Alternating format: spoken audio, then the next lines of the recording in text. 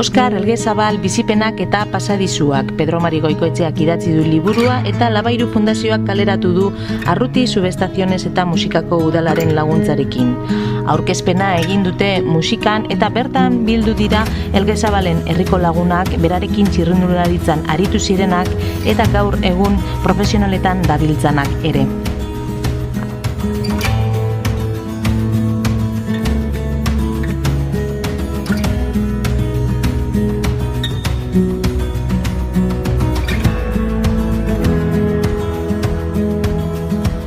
Elgezabalen biografia batu dute 150 orrialdetan. Txirrindularia, enpresa gizona, zinegotzia, Elgezabalen gurasoen bizipenetatik hasi eta bere bizitzaren errepasoa da irakurleek liburuan aurkituko duten hau.